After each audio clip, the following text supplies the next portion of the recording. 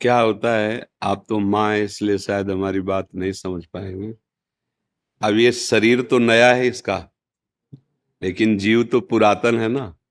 अब कौन सा कर्मा के, अब भगवत लीला है, उस पर किसी का कोई अधिकार नहीं हो सकता। मान लो अब इस बच्चे का क्या अपराध, नई अवस्था है, अभी तो नया कोमल बच्चा है, लेकिन अंदर जो जीव है वो बहुत पुराना है।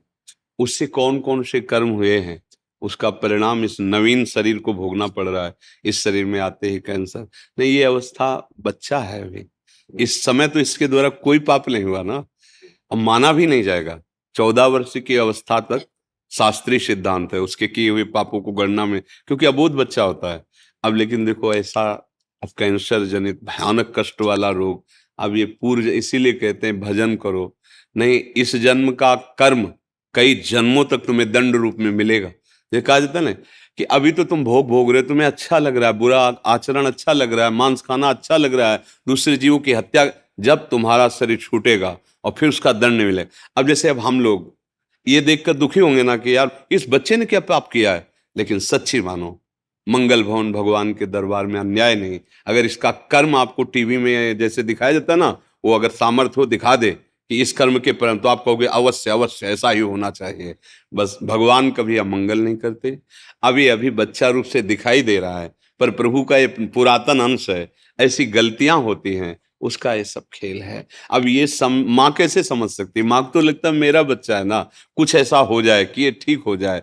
बस नाम जप करो, भगवान के आश्रित रहो, इसका नाम मृत्युलोक है।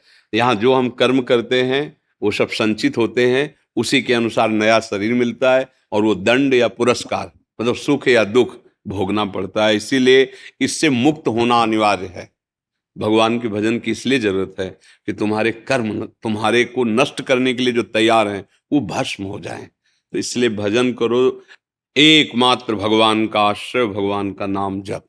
इस जीव का भी मंगल, मान लियो जप नहीं कर सकता तो आप माँ हो, आप नाम जप करो। हाँ, और इसके लिए करो कि प्रभु मैं नाम जप हमारा लिया। इसका लगेगा। हाँ क्यों नहीं, बच्चा है जब तुम्हारा। ये भी ऐसे ऐसे करती है कई बार हाँ, सीता पर राम। आपका आशीर्वाद काम करेगा, माँ हो ना, नाम जप करो और धैर्य पूर्वक रहना। जो निर्णय हो वो भगवान का विधान है। दुख तो लगता है माता, दुख तो हमें भी लगा, छोटा बच्चा है, इसका क्या खेलने की अवस्था है, कैंसर से पीड़ित है, पर अवश्य भगवान कहते हैं अवश्य में भोक्तव्यम कृतम कर्म शुभासु। इसलिए हाँ, राधा राधा राधा राधा नाम जप करो।